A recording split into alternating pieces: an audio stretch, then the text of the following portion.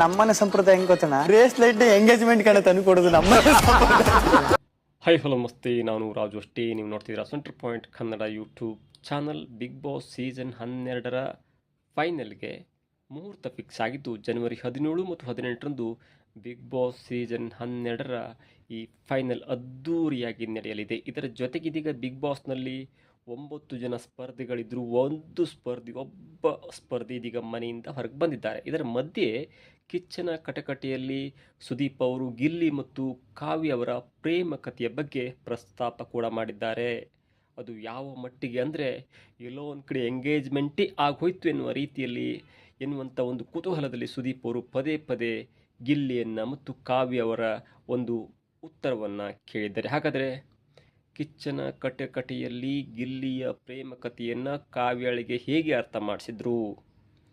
ಕಾವ್ಯ ಅವರ ಮನೆಯಿಂದ ತಂದುಕೊಟ್ಟಂಥ ಈ ಬ್ರಾಸ್ಲೆಟ್ ಅದು ಉಂಗುರವಾಗಿತ್ತಾ ಅಥವಾ ಬ್ರಾಸ್ಲೆಟ್ ಆಗಿತ್ತಾ? ಒಂದು ವೇಳೆ ಎಂಗೇಜ್ಮೆಂಟ್ನಲ್ಲಿ ಉಂಗುರ ಹಾಕ್ತಾರಾ ಅಥವಾ ಬ್ರಾಸ್ಲೆಟ್ ಹಾಕ್ತಾರಾ?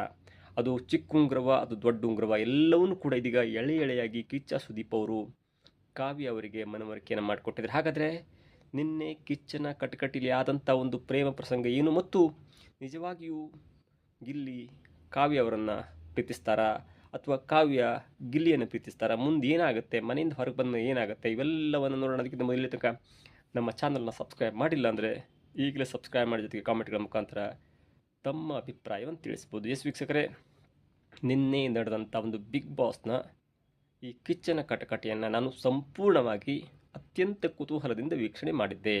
ಅದಕ್ಕೆ ಪ್ರಮುಖವಾದ ಕಾರಣ, ಗಿಲ್ಲಿ ಕ್ಯಾಪ್ಟನ್ ಆದ ನಂತರ ಪ್ರತಿಯೊಬ್ಬರೂ ಕೂಡ ಗಿಲ್ಲಿಯ ಜೊತೆಗಿದ್ದರು, ಅಶ್ವಿನಿ ಗೌಡ ಅವರನ್ನ ಹೊರತುಪಡಿಸಿ. ಅಶ್ವಿನಿ ಗೌಡ ಅವರಿಗೆ ಧ್ರುವಂತ್ ಎನ್ನುವಂಥ ಕನ್ಫ್ಯೂಸ್ ಮೈಂಡ್ ಸೆಟ್ ಇರುವಂಥ ಧ್ರುವಂತ್ ಕೂಡ ಸಾಥ್ ಕೊಟ್ಟಿದ್ದರು. ಅದಾದ ನಂತರ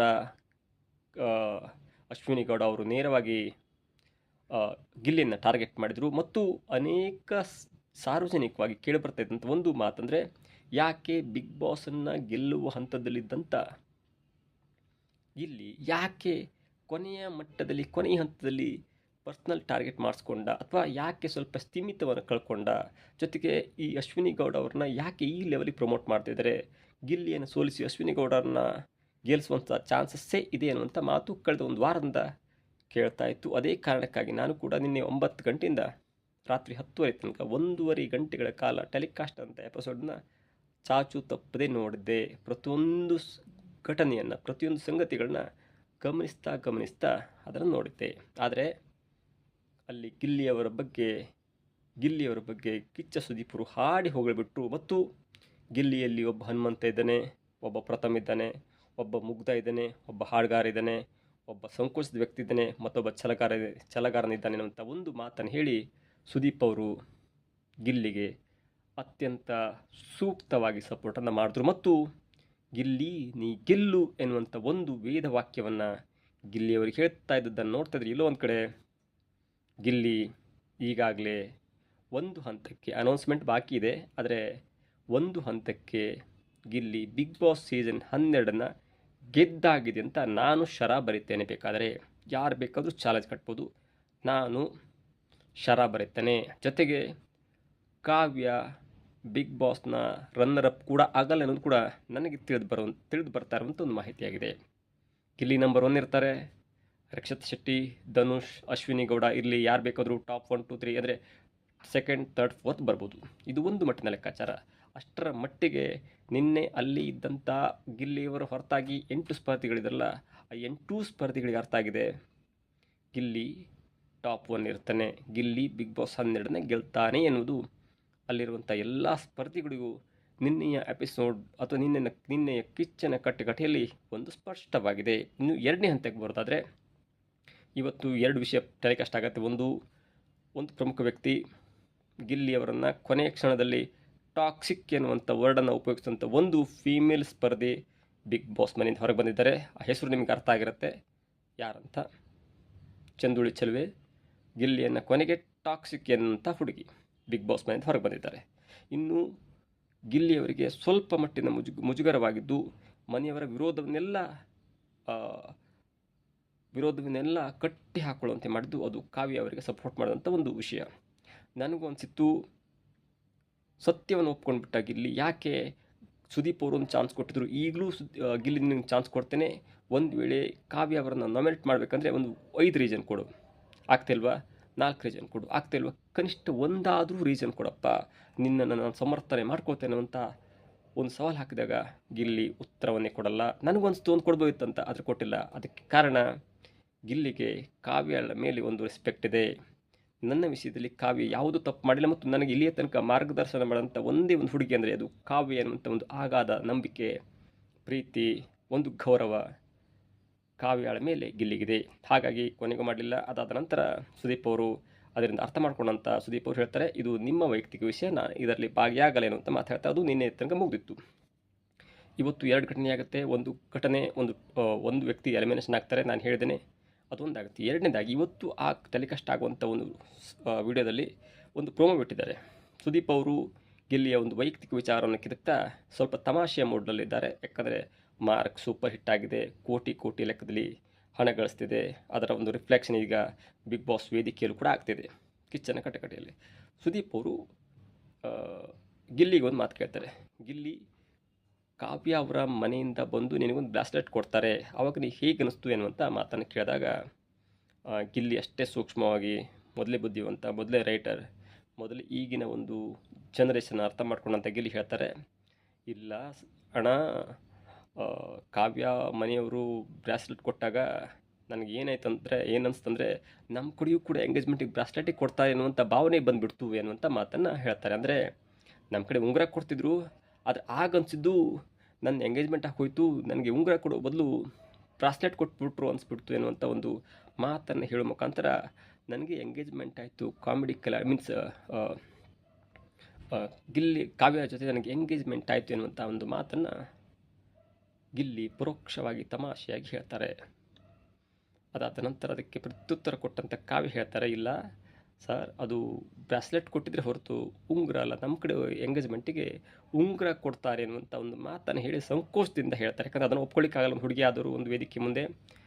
ಅದಾದ ನಂತರ ಸುದೀಪ್ ಅವರು ಹೇಳ್ತಾರೆ, ಹೌದಾ, ಹಾಗಾದರೆ ಈ ಉಂಗುರನೇ ದೊಡ್ಡದು ಮಾಡಿ ಬ್ರಾಸ್ಲೆಟ್ ಥರ ಕೊಟ್ಟಿರಬೇಕು ಎನ್ನುವಂಥ ಮಾತನ್ನು ಹೇಳ್ತಾರೆ. ಅದರ ಅರ್ಥ ಉಂಗುರ ಕೊಟ್ಟರು ಓಕೆ, ಬ್ರಾಸ್ಲೆಟ್ ಕೊಟ್ಟರು ಓಕೆ, ಏನೋ ಮನಸ್ಸಲ್ಲಿ ಒಂದು ಆಗಿದೆ, ಆಗಲಿ ಒಳ್ಳೆಯದಾಗಲಿ ಎನ್ನುವಂಥ ಮಾತನ್ನು ಹೇಳ್ತಾರೆ. ಜೊತೆಗೆ ಅವರಿಬ್ಬರ ಮಧ್ಯೆ ಏನೇ ಪ್ರೀತಿ ಗೌರವ ಇದ್ದರೂ ಕೂಡ ಓಕೆ, ನಿಮಗೆ ಮನಸ್ಸಿದ್ರೆ ಆಗಿ ಎನ್ನುವಂಥ ಮಾತನ್ನು ಅರ್ಥ ಮಾಡಿಸಿಕೊಳ್ಳುವ ನಿಟ್ಟಿನಲ್ಲಿ, ಅಂದರೆ ಕಾವ್ಯ ಮುಜುಗರ ಆಗ್ತಾ ಇರುತ್ತೆ. ಯಾಕಂದರೆ ಸುದೀಪ್ ಅವರು ಸ್ವಲ್ಪ ಕ್ಲಾಸ್ ತೆಗೆದುಕೊಂಡ್ರು ಗಿಲ್ಲಿಯವರಿಗೆ, ಅದು ತಲೆ ತಗ್ಗಿಸುವಂತೆ ಕೂಡ ಮಾಡಿತ್ತು.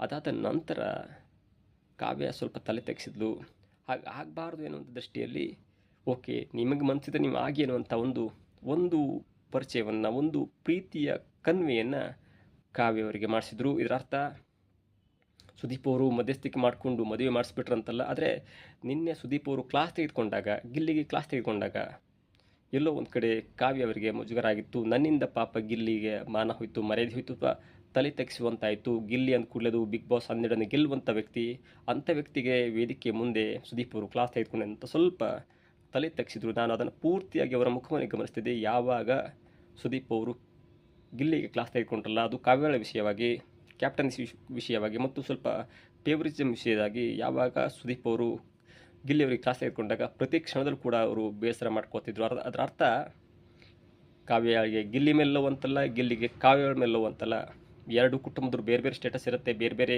ಒಂದು ಸಂಪ್ರದಾಯ ಇರುತ್ತೆ, ಬೇರೆ ಬೇರೆ ಒಂದು ಬೆಳವಣಿಗೆ ಇರುತ್ತೆ, ಬೇರೆ ಬೇರೆ ಥರ ಇರುತ್ತೆ. ಸ್ವಲ್ಪ ಹೊತ್ತು ಮಾತಾಡ್ಕೊಳ್ಳೆ, ಸ್ವಲ್ಪ ಹೆಲ್ಪ್ ಮಾಡಿಸ್ಕೊಳ್ಳೋದು ಲವ್ ಅಂತ ಹೇಳಿಕ್ಕಾಗಲ್ಲ, ಮದುವೆ ಅಂತ ಹೇಳಿಕ್ಕಾಗಲ್ಲ, ಅದು ಬೇರೆ ಬೇರೆ ಥರ ಇರುತ್ತೆ.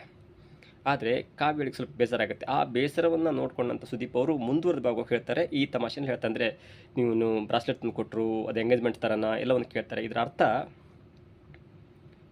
ಕಾವ್ಯಗೆ ಗಿಲ್ಲಿಯ ಸಪೋರ್ಟ್ ಬೇಕು, ಇಲ್ಲೇ ತನಕ ಬರಲಿಕ್ಕೆ ಇದು ಅಲ್ಲೆಲ್ರಿಗೂ ಅರ್ಥ ಆಗುತ್ತೆ. ಕಾವ್ಯ ಇಲ್ಲಿ ತನಕ ಬಂದಿದ್ದೇ ಗಿಲ್ಲಿಯ ಒಂದು ಸಪೋರ್ಟ್ನಿಂದ. ಹಾಗಾಗಿ ತಾನು ಇಲ್ಲಿಗೆ ಬರಲಿಕ್ಕೆ ಸಾಧ್ಯವಾದಂಥ ಗಿಲ್ಲಿಯನ್ನು ಯಾವ ಥರನೂ ಬಿಟ್ಕೊಡ್ಬಾರ್ದು ಎನ್ನುವಂಥ ಮಾತನ್ನು ನಮ್ಮ ತಂದೆ ತಾಯಿ ಹೇಳಿದ್ದಾರೆ. ಹಾಗಾಗಿ ನಾನು ಈಗಲೂ ಕೂಡ ಗಿಲ್ಲಿಗೆ ಸಪೋರ್ಟ್ ಆಗಿ ನಿಲ್ತೇನೆ ಹೊರತು ಇದು ಎಂಗೇಜ್ಮೆಂಟ್ ಅಲ್ಲ, ಇದು ಮದುವೆ ಪ್ರಸ್ತಾಪ ಅಲ್ಲ, ಏನೂ ಅಲ್ಲ ಎನ್ನುವಂಥ ಮಾತನ್ನು ಪರೋಕ್ಷವಾಗಿ ಆದರೂ ನೇರವಾಗಿ ಉತ್ತರವನ್ನು ಕೊಟ್ಟಿದ್ದಾರೆ. ಹಾಗಾಗಿ ಇವತ್ತು ಪೂರ್ತಿ ವಿಡಿಯೋನ ನೋಡಿದ್ರೆ ಯಾವ ಥರ ಎಂಡ್ ಆಗುತ್ತೆ ಪ್ರೋಗ್ರಾಮು, ಯಾವ ಥರ ಏನಾಗುತ್ತೆ, ಕಿಚ್ಚ ಸುದೀಪ್ ಅವರು ಏನು ಕನ್ಕ್ಲೂಡ್ ಕೊಟ್ಟಿದ್ದಾರೆ ಅನ್ನೋದು ಅರ್ಥ ಆಗುತ್ತೆ. ಪ್ರೋಮೋದಲ್ಲಿ ಒಂದೊಂದು ಸ್ಪಷ್ಟ ಆಗುತ್ತೆ. ಸ್ವಲ್ಪ ಮುಜುಗರಕ್ಕೆ ಒಳಗಾದಂಥ ಕಾವ್ಯಗಳನ್ನು ನೆಗೆಸಲಿಕ್ಕೆ ಮತ್ತು ಜನರಿಗೆ ಸ್ವಲ್ಪ ಮನರಂಜನೆಯನ್ನು ಕೊಡಲಿಕ್ಕೆ ಗಿಲ್ಲಿಯ ಪ್ರೇಮ ಕಥೆಯನ್ನು ಕಾವ್ಯಾಳಿಗೆ ಹೇಳಿದಳೆ. ಕಾವ್ಯ ಒಪ್ಕೊಳ್ತಾಳೋ ಬಿಡ್ತಾಳೋ ಬೇರೆ ಪ್ರಶ್ನೆ, ಆದರೆ ಜನರಿಗೆ ಒಂದು ಎಂಟರ್ಟೈನ್ಮೆಂಟ್ ಸಿಕ್ಕಿದೆ.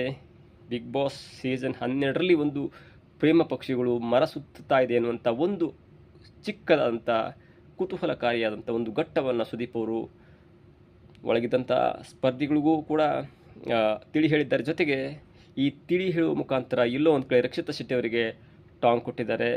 ಹೇಗಾದರೂ ಮಾಡಿ ಕಾವ್ಯಗಳನ್ನು ಬಿಗ್ ಬಾಸ್ ಮನೆಯಿಂದ ಕಳಿಸಿಬಿಟ್ರೆ ಗಿಲ್ಲಿಯ ಸಪೋರ್ಟ್ ತಗೊಂಡು ರಕ್ಷಿತಾ ಕೂಡ ಫೈನಲಿಗೆ ಹೋಗಲಿಕ್ಕೆ ಸಜ್ಜಾಗಿದ್ದು ಎನ್ನುವಂಥ ಟಾಂಗ್ ಕೊಡೋ ಮುಖಾಂತರ ಅಥವಾ ಅದನ್ನು ಜನರಿಗೆ ಹೇಳುವ ಮುಖಾಂತರ ಪ್ರತಿಯೊಬ್ಬ ಸ್ಪರ್ಧಿಯೂ ಕೂಡ ಗಿಲ್ಲಿಯ ಸಪೋರ್ಟ್ ಬೇಕಾಗಿತ್ತು ಮತ್ತು ಮುಂದೆ ಕೂಡ ಬೇಕಾಗುತ್ತೆ ಅನ್ನುವಂಥ ಮಾತನ್ನು ಹೇಳಿದ್ದಾರೆ.